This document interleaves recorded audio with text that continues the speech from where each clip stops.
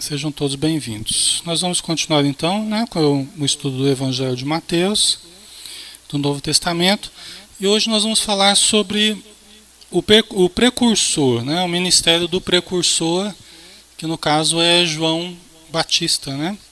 É um assunto que eu gosto bastante porque dá para fazer umas pontes interessantes assim com o conhecimento espírita. Eu gosto bastante, me identifico bastante com essa parte aqui, Então vamos lá, para o capítulo 3, versículo 1 do Evangelho de Mateus.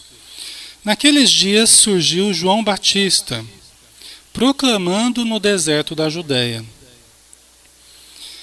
Então João Batista, no deserto da Judeia, começou a falar, começou a ensinar, e era tido praticamente como um profeta, já estava sendo muito respeitado, pelas autoridades, pelos judeus, pelos fariseus, e muitas pessoas acorriam para receberem orientações de João,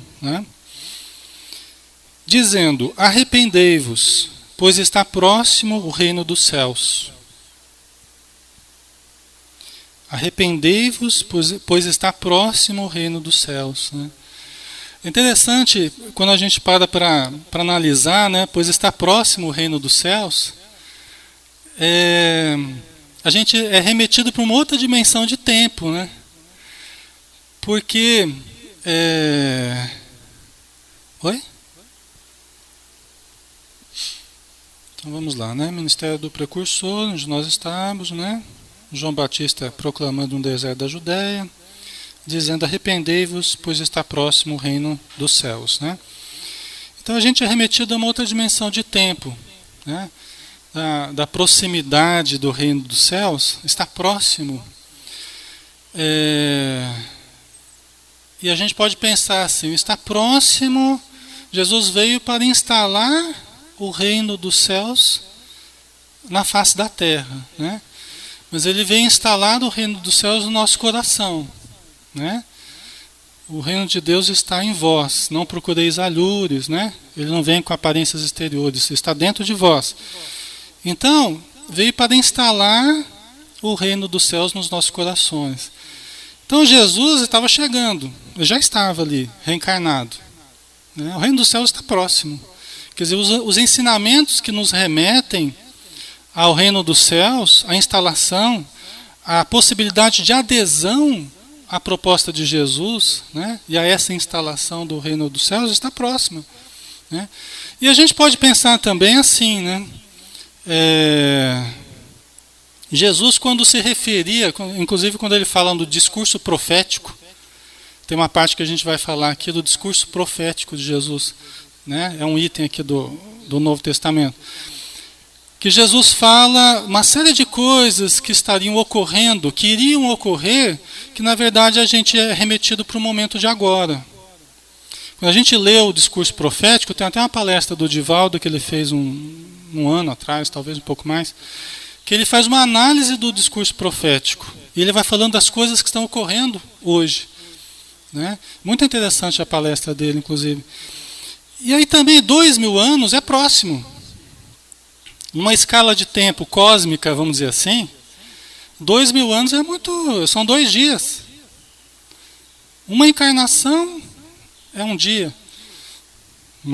2000 anos são alguns dias, algumas semanas aí no calendário cósmico, vamos dizer assim. Então o reino dos céus está próximo, efetivamente.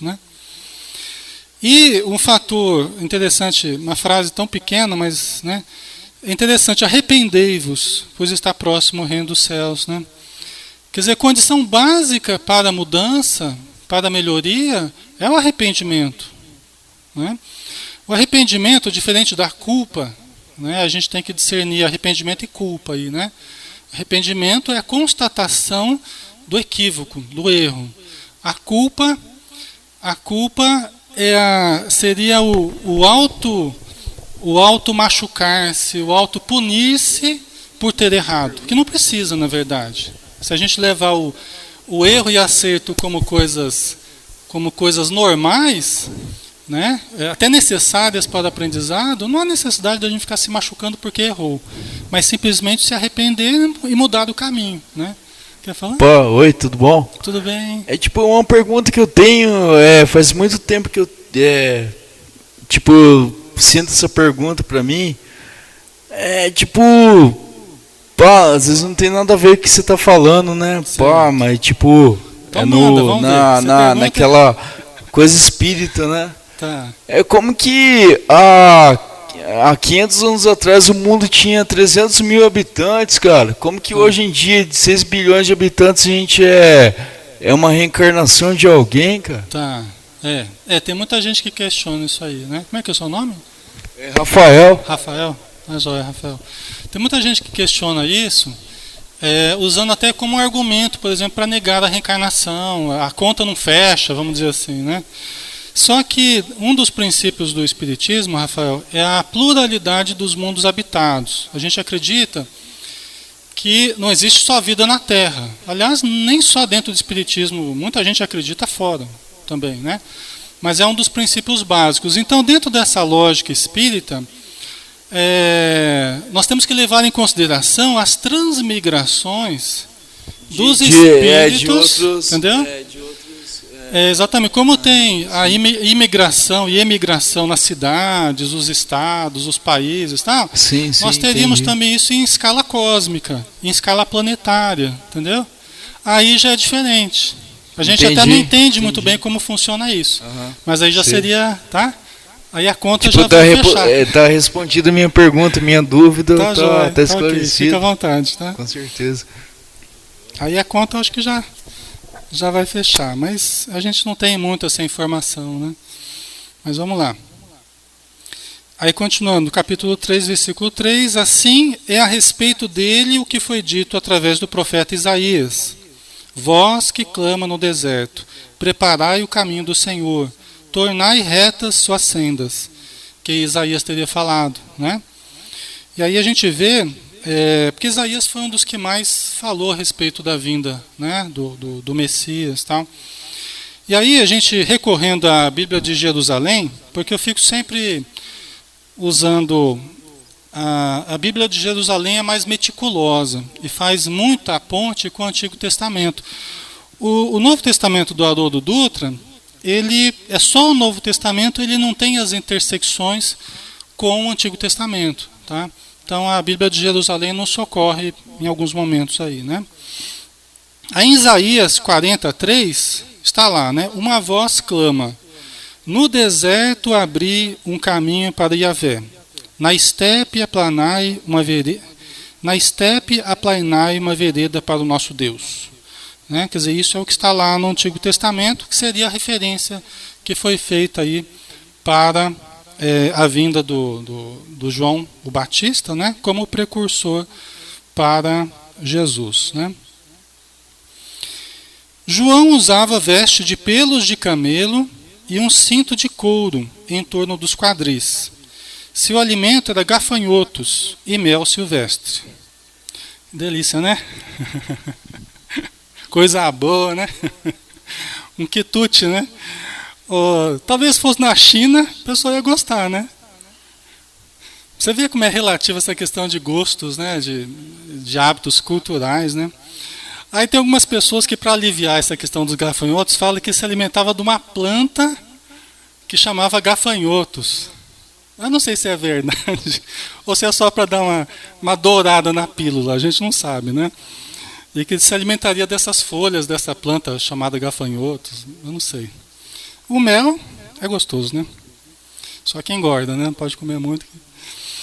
Então acorriam para ele Jerusalém, toda a Judéia e toda a circunvizinhança do Jordão. Quer dizer, as pessoas iam realmente em busca das informações que ele trazia, né? Porque a história sempre teve esses seres especiais, médiums que trouxeram uma revelação, né? Quer dizer, eles trazem uma notícia diferente, eles trazem uma informação diferente, eles trazem mudanças, e ele já estava sendo considerado uma dessas pessoas, né? Confessando os seus pecados, eram mergulhados por ele no Rio Jordão. Quer dizer, o João, ele criou um novo batismo, vamos dizer assim. Né? Ele criou um batismo realizado nas águas do Rio Jordão, mergulhando a pessoa, e ela renascia, vamos dizer assim, simbolicamente, né? Ela renascia para uma nova vida, para um novo pensamento, uma nova atitude. E essa era a intenção. Né? Como a gente já viu outro dia, talvez eles tivessem tido influência dos essênios, que tinham, nesse tipo de batismo, uma característica. Né? Por quê? Porque os judeus eles usavam a circuncisão. Os judeus usavam a circuncisão, que hoje seria a operação de Fumose, vamos dizer assim. Né? Então, era um hábito deles, era uma questão religiosa fazer essa circuncisão. Já pensou, moçada? Todo mundo fazendo circuncisão, hein? Deve ser duro, né? Para poder frequentar o centro, tem que fazer circuncisão. Era assim, a pessoa, para ser considerada, né, um seguidor, uma pessoa seguidora da religião judaica, teria que ser circuncidado. Né? Oi? Era uma questão civil, uma questão de cidadania, né? Porque era misturada a questão do Estado com a religião. Né? Paulo de Tarso, mais tarde, Paulo de Tarso lutou muito contra essa questão. Porque eles queriam que os cristãos também fizessem a circuncisão. Nas igrejas que iam surgindo cristãs, que Paulo criava e outros, né, criavam, eles queriam que para a pessoa frequentar a igreja cristã nascente fosse circuncidado. Né? E as mulheres, por exemplo? No judaísmo, as mulheres não participavam dos cultos das sinagogas. Né? Então, Paulo de Tarso ele foi uma pessoa que lutou pelo direito de todos, pela liberdade do evangelho. Né? Mas o João ele praticava esse tipo de batismo aqui. Né? E as pessoas acorriam para ele para confessarem e fazerem esse batismo. Né? Aí tem uma questão importante, Humberto de Campos, no livro Boa Nova, no capítulo 2, ele fala da seguinte forma: após a famosa apresentação de Jesus aos doutores do templo de Jerusalém, Maria recebeu a visita de Isabel e de seu filho, em sua casinha pobre de Nazaré. Então aqui, nós estamos, Jesus, mais ou menos aos 12 anos. Tá? Nesse momento aqui, a gente foi um pouquinho para trás, né? Para trás, né? A gente estava falando de João Batista já batizando, a gente foi um pouquinho para trás. Nós vamos voltar, né? A gente vai fazer esse movimento aí. Então, Jesus aos 12 anos, quando ele teve aquele contato com os doutores da lei, né? Na sinagoga, e que impressionou os doutores da lei. É nessa época aqui que a gente está falando. Né? Então, o que aconteceu? A Maria ela recebeu a visita de Isabel. Quem que era Isabel? Isabel era a prima dela. Isabel era a mãe de João Batista. Né? Isabel era a mãe de João Batista. Tá? E eles foram para a casinha dela de Nazaré. Tá? As duas crianças, em torno de 12 anos aproximadamente, né? Depois das saudações habituais, do desdobramento dos assuntos familiares, as duas primas entraram a falar de ambas as crianças, cujo nascimento fora antecipado por acontecimentos singulares e cercado de estranhas circunstâncias. Das duas, né?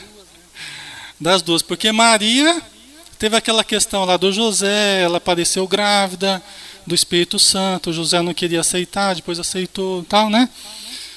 Foi uma situação complicada. E a Isabel também. Por quê? Porque Isabel, ela já tinha um pouco mais de idade, não muito, né? As pessoas envelheciam mais rápido naquela época, né? Mas ela já tinha um pouco mais de idade e era tida como infértil. Era tida como infértil. Né? Só que apareceu um espírito, um anjo para Zacarias, que era o marido de Isabel, e falou que ela ia ficar grávida. O que aconteceu? Ele duvidou. Aí o Espírito falou assim, então você vai ficar mudo até que a criança nasça. E quando ela nascer, você vai colocar o nome de João.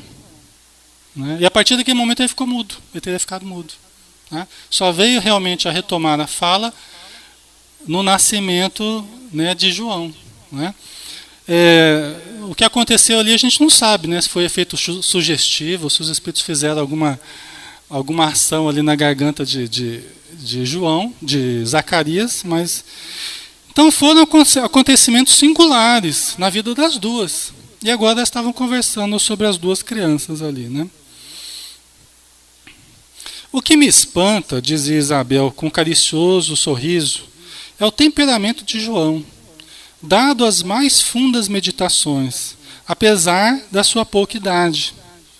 Não raro procuro-o inutilmente em casa, para encontrá-lo quase sempre entre as figueiras bravas ou caminhando ao longo das estradas adustas, como se a pequena fronte estivesse dominada por graves pensamentos. Você vê que a Isabel falando do João, né? E a gente vê nas crianças e jovens assim de uma condição diferenciada, a gente vê uma circunspecção diferente, às vezes até uma certa inadaptação diferente. Uma certa inadaptação de espíritos de uma condição mais elevada que se sentem às vezes até meio inadaptados à condição infantil ou à juventude. Né? Às vezes eu converso com algumas pessoas assim que vivem essa inadaptação, sabe? Mas a gente já detecta pelo tipo de pensamento, pelo tipo de vibração da pessoa, pelo tipo de conduta, a gente já detecta essa pessoa está inadaptada, entre aspas, mas ela é, na verdade, uma pessoa especial, uma pessoa diferente. Né? Existe às vezes até pode ser confundido até com uma patologia. Tem pessoas que acabam sendo tidas como passando por algum problema, uma neurose, algum problema patológico, e na verdade não são. É porque são diferentes. Né? E aí sofrem a tensão de serem diferentes num mundo que não as compreende. Isso é uma das tensões mais fortes da vida, eu acredito. É a tensão de você se ver num mundo que não o compreende, né? Que às vezes não o aceita. Né? Só que a gente tem que fazer o ajuste, né? Porque esse é o mundo com o qual a gente tem que conviver. Então, se a pessoa se sente desse jeito, ela tem que aprender a se ajustar, né? Sem abrir mão do seu referencial de saúde, de ética, do seu ideal. É um desafio isso, né? Mas é possível. Né? Quer comentar? Oi? Hoje tem bastante gente reencarnando, né? Imagina, né? Esses espíritos que estão vindo de Alcione, aí, né? Na condição muito diferenciada, imagina como é que está sendo para eles, né? O Divaldo até fala sobre eles naquele livro O Alvorecer de uma Nova Era, né? Acho que é esse livro, né? Tem uma cidade, tem uma colônia próxima aí, ó, ao ambiente da Terra aqui, que eles estariam se adaptando geneticamente, culturalmente, vibratoriamente, emocionalmente para reencarnar. Estão reencarnando já, né? Eu acho que muitos deles já estão mostrando aí as suas características, né? Pode falar. Aí, tá chegando de novo. Projeção astral, cara. Projeção astral, você consegue falar sobre isso ou não? Projeção astral? Eu consigo, mas agora acho que não. Acho que não vai caber muito aqui, Rafael. Desculpa. Mas então. não tem. Projeção astral é só um desligamento do espírito com relação ao corpo. Então, né? Não. Tava com uma é bem dúvida interessante sobre esse isso. assunto. Tá? Só que é um assunto complexo também. A gente tem complexo, que entrar nele então. e desenvolvê-lo melhor. Tá? Eu passei por essa você tem essa experiência e eu queria saber. Então, mas depois eu... Não, beleza, eu tiro qualquer dúvida. E tem muita gente que tem essa facilidade, né, de se desprender. Uhum. Todos nós nos desprendemos, toda noite, praticamente. Mas fazer isso de modo consciente é diferente. Aí é outra coisa. Tá? Então, aqui o João, né? Que ele era meio diferente. Aí a Maria falando, meu filho também é assim. As duas, né? Maria e Isabel. Imagina, né? A condição, né? das duas. Meu filho também é assim, envolvendo meu coração numa atmosfera de incessantes cuidados. Por vezes, vou encontrá-lo a sós junto das águas, ou de outras em conversação, acho que de outras pessoas, em conversação profunda com os viajantes que demandam a Samaria ou as aldeias mais distantes, nas adjacências do lago. Porque Nazaré era pertinho do lago de Genezaré, ou Mar da Galileia, né, como era chamado. Então, às vezes ele ficava lá nas adjacências. Né? Tem várias cidades ali perto do lago, né? Cafarnaum, Magdala, né? Tem vários, Betsaida. Né? Quase sempre surpreendo-lhe a palavra caridosa que dirige às lavadeiras, aos transeuntes, aos mendigos sofredores. É uma dimensão que muitas vezes a gente não tem, né? Jesus criança, como Maria está falando, e a vivência dele como criança já numa ação caridosa, numa ação atenciosa com as pessoas, né? Tem um livro que eu gosto muito, assim, eu acho de uma sensibilidade extraordinária, como poucos que eu vi, assim, é A Convite do Pai, da Oneida Terra. Já viu esse livro? A Convite do Pai. É muito bonito, inclusive acompanha um CD. Quem compra o livro ganha um CD de músicas também que eu acho muito bonitas, assim. São músicas de uma característica mais antiga, assim, mas eu acho maravilhoso. E os contos que ela traz, então tem um deles que fala de Jesus criança, né? E tem várias outras passagens da vida de Jesus, mas assim uma sensibilidade, uma vibração muito diferente. Vale a pena ler esse livro, tá? Vamos lá. Maria e Isabel avistaram seus filhos, lado a lado, sobre uma eminência banhada pelos derradeiros raios vespertinos. De longe, afigurou-se-lhes que os cabelos de Jesus esvoaçavam ao sopro caricioso das brisas do alto. Né? As duas vendo os dois filhos, né? E Jesus, aquela brisa, os cabelos esvoaçantes, tal. No final da tarde, né?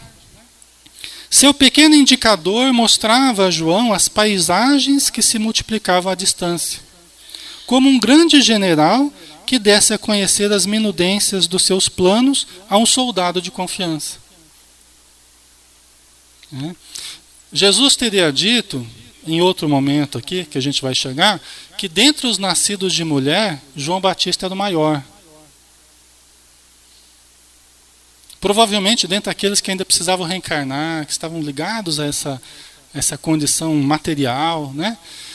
João Batista era o maior. Imagina, né? Então a condição dele é como se fosse um soldado ali, Jesus, um general, apontando, olha, como é que nós vamos fazer daqui a alguns anos? Vai ser assim, assim, assim, né? Quem poderia saber qual a conversação solitária que se travara entre ambos?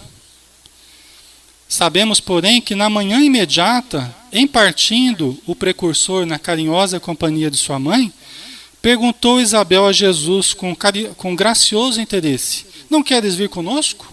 Isabel chamou Jesus para ir com eles, né? Onde eles moravam, tal. Ao que o pequeno carpinteiro de Nazaré respondeu, profeticamente, com inflexão de profunda bondade: João partirá primeiro. Né? Eu preciso que João vá primeiro, depois eu vou. Né? A gente não sabe, é uma coisa curiosa, né? Até que ponto Jesus ele estava absolutamente consciente. É uma coisa que a gente não sabe. Até que ponto Jesus estava absolutamente consciente? A gente sabe que tem uma consciência espiritual, todos nós temos uma consciência espiritual, que quando encarnados aqui nós não temos essa mesma consciência espiritual. Né? Nós não temos. Muita coisa que a gente sabe espiritualmente, chega aqui, a gente acorda aqui, a gente não tem clareza.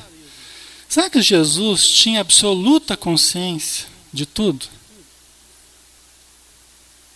É uma pergunta que, para mim, eu não tenho resposta ainda. Será que Jesus tinha absoluta consciência de tudo? De tudo que ele era, de tudo que ele tinha que fazer, de tudo, será? Tomara que sim, né? Mas é uma pergunta difícil essa, né? Porque a matéria é uma certa resistência, né? Talvez ele, na condição superior dele, talvez essa resistência não significasse nada. Ou talvez significasse alguma coisa, né? A gente não sabe.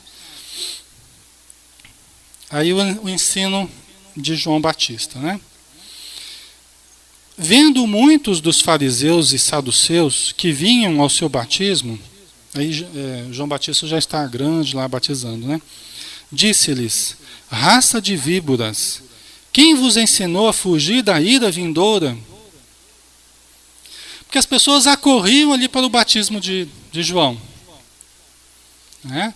As autoridades, as pessoas curiosas, os interessados em mudança, todo mundo ia ali para ver João, que já é uma figura altamente respeitada, né?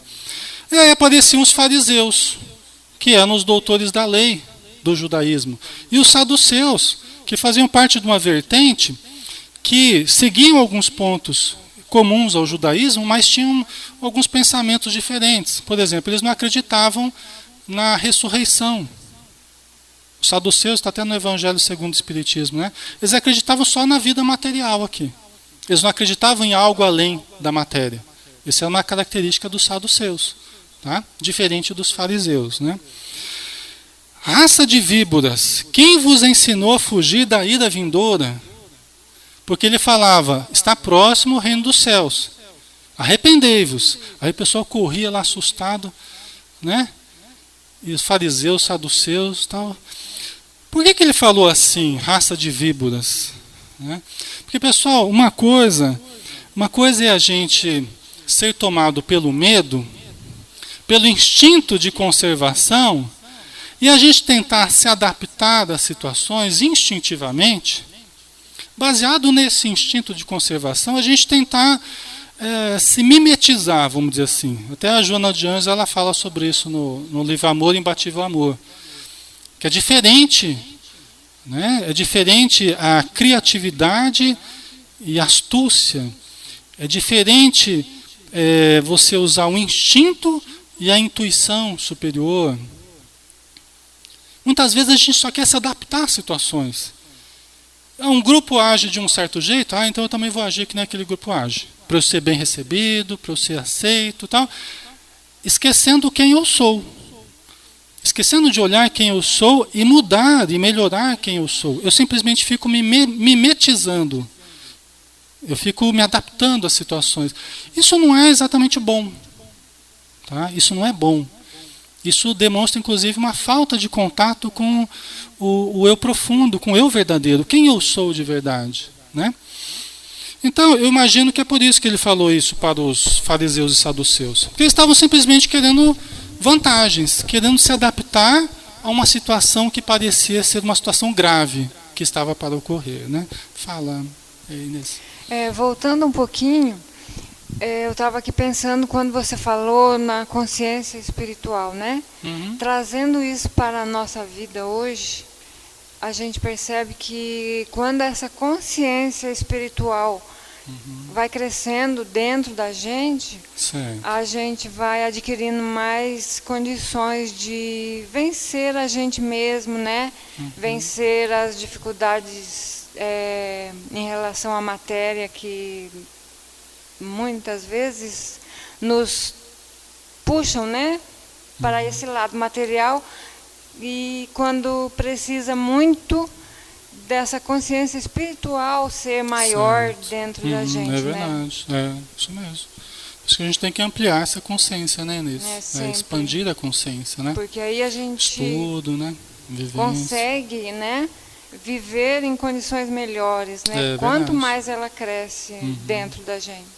É isso mesmo. Obrigada. Nada.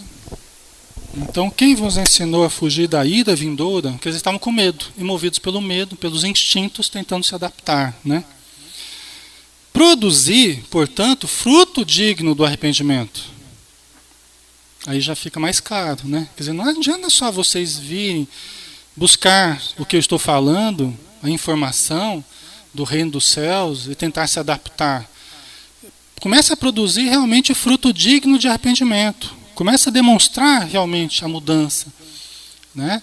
Aí sim, Aí a coisa vai mudar para o lado de vocês, né? E não supondes que deveis dizer entre vós, temos por pai Abraão, né? Não supondes que deveis dizer entre vós, temos por pai Abraão, pois eu vos digo que mesmo dessas pedras, Deus pode erguer filhos para Abraão. Nossa, essa parte aqui é fantástica. Porque, veja bem, o pessoal muitas vezes baseado no sentimento de raça, de superioridade, né, religiosa, tal, muitas vezes batia no peito e falava, eu sou filho de Abraão. É tipo aquelas mensagens de para-choque de caminhão, né? Eu não sou Deus, mas sou filho dele, né? Vamos dizer assim, né? Querendo, né, de alguma forma, absorver a importância do Abraão, que era o patriarca, né, do povo judeu. Então o pessoal às vezes queria usar dessa circunstância de serem filhos de Abraão para demonstrar que mereciam alguma coisa superior, né? Mas aí João já acaba com esse pensamento e diz, não supondes que deveis dizer entre vós, temos por pai Abraão, pois eu vos digo que mesmo destas pedras, Deus pode erguer filhos para Abraão. Quer dizer, não supõe que você é superior só porque você é descendente de Abraão. Porque até dessa pedra aqui, Deus, que é superior, que é o Criador de tudo, pode proporcionar novos filhos a Abraão. Entre aspas, né? Vocês percebem a profundidade disso? Né? E como é que Deus pode proporcionar, dessas pedras, Deus pode proporcionar novos filhos a Abraão? Pode criar. Né? Isso é que está o barato da coisa, isso que está a coisa interessante. Né? E tem explicação para isso, né? Você pega o Livro dos Espíritos, na pergunta 540, na verdade é uma pergunta e resposta, que é um pouco mais extenso, eu não vou pegar ambas assim, vou pegar só o finalzinho da resposta, que é o que diz respeito mais a gente aqui, tá, pessoal? Então a resposta diz assim, o último pedacinho da resposta diz assim, é assim que tudo se serve, tudo se encadeia na natureza, desde o átomo primitivo até o arcanjo, que também começou por ser átomo. Olha, gente, o que é isso? Os espíritos falando isso. Tem muita gente que não aceita isso dentro do espiritismo. Não, isso aí está errado, não pode ser, não é verdade. Não é isso que ele falou, é a tradução do Guion Ribeiro, tem outras traduções que falam diferente, não sei o quê. Mas está aqui. E não foi nem o Kardec que falou, foram os espíritos. Não é uma nota de Kardec, é uma nota, uma resposta, é a última parte da resposta da 540. É assim que tudo se serve, que tudo se encadeia na natureza. Desde o átomo, que é estudado pela física, os átomos, hidrogênio, carbono, nitrogênio, urânio, tá? Até o arcanjo. Aí você vê que eles usam também termos, né, que são usuais, né, arcanjo, serafim, os espíritos usaram o termo arcanjo, né? Que também começou por ser átomo. Gente, aqui os espíritos estão traçando uma linha evolutiva do átomo ao arcanjo. O Livro dos Espíritos, ele antecedeu a origem das espécies de Darwin em 1 ano. A origem das espécies surgiu, né, em 1858. O Livro dos Espíritos surgiu em 57. E aqui a gente vê um conceito de evolução muito mais amplo do que o conceito de evolução de Darwin, que revolucionou a ciência. Né? Revolucionou a ciência, a origem das espécies de Darwin. Né? E a gente vê o Livro dos Espíritos ser anterior no conceito de evolução e traçando maravilhosamente da matéria ao espírito. Então quer dizer o quê? Que daqui pode sair espírito. Que daqui pode sair espírito. Porque isso aqui tudo é feito de átomo. Né? Deus, até dessa pedra, ele pode suscitar novos filhos a Abraão. Porque uma pedra não nada mais é do que uma agregação de átomos. Né? A gente vê o conceito da evolução, por exemplo, dos átomos, do hidrogênio ao urânio. O hidrogênio seria o primeiro, o mais simples dos átomos. O urânio seria o mais complexo. Seria o nascimento da matéria e a morte da matéria. O nascimento no urânio e a morte, o nascimento no hidrogênio e a morte no urânio, né? Só que a vida continua. Essas unidades continuam evoluindo, né? Continuam evoluindo para outras formas, até chegar nas formas psíquicas, né? Então isso eu acho fantástico. E mais fantástico ainda é João Batista falar sobre isso há 2000 anos atrás. Né? Ele tem a antevisão, ele tem a sabedoria e a antevisão de falar a respeito de algo tão profundo. Isso eu acho admirável, né? Então, admirável lei de harmonia, que o vosso acanhado espírito ainda não pode aprender em seu conjunto. Foi o final da resposta lá. Quer dizer, a gente não tem, a gente nega muitas vezes, a gente exclui, porque a gente não conhece. E quem conhece pouco, exclui muito. Porque se eu não enxergo a coisa mais ampla, eu só foco num aspecto e excluo todo o resto. Né? Tudo eu falo que não existe, isso eu nunca vi. Né? Quanto mais a gente vai conhecendo, menos a gente exclui, mais a gente inclui numa visão cada vez maior. Né? Porque a gente vai entendendo essa lei, esse conjunto todo. Né? Gente, acho que tá bom da gente finalizar, né? Senão vai ficar cansativo para vocês aí. Né? Hoje a gente não tem a evangelização, então a gente não está preso também ao horário das crianças, tal. A gente vai pegar mais leve hoje para não ficar muito cansativo. Vamos então passar para a segunda etapa, né?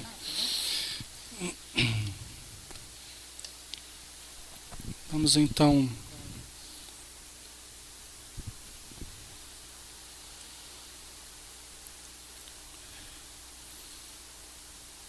fechar os nossos olhos,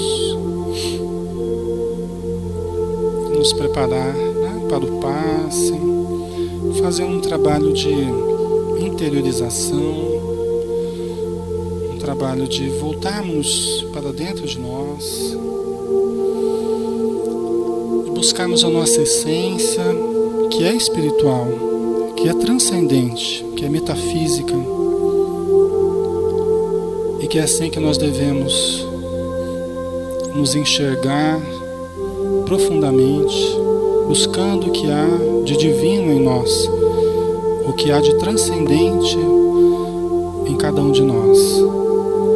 E nós podemos fazer isso pelo pensamento, abstraindo da matéria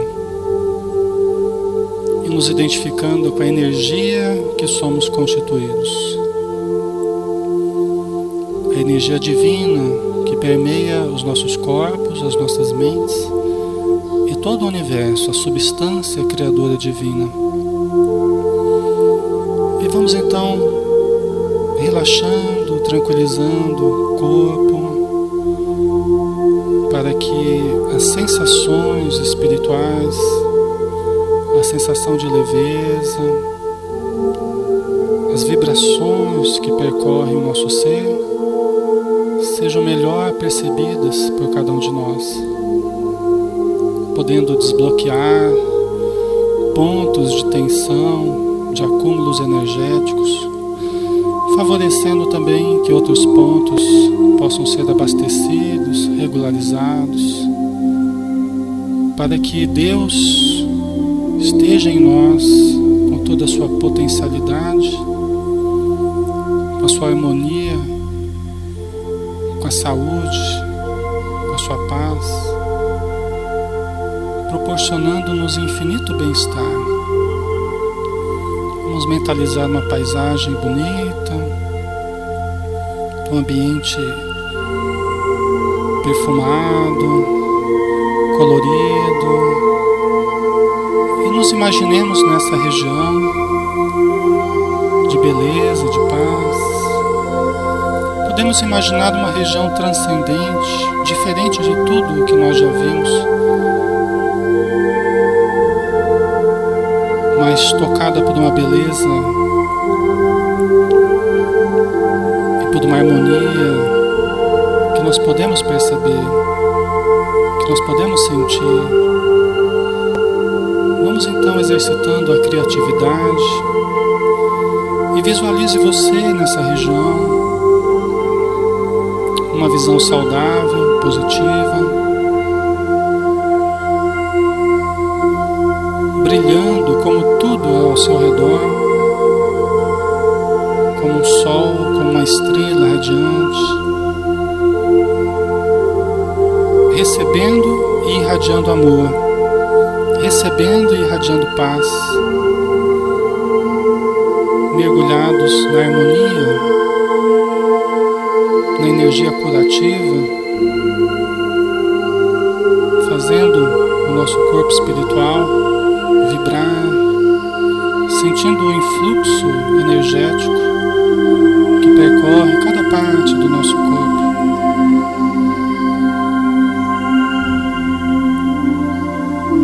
Um jogo de luzes, de cores, de aromas, de bem-estar, onde seres iluminados nos acompanham, nos envolvem e nos cuidam. Querido Mestre Jesus, que neste momento de transcendente beleza,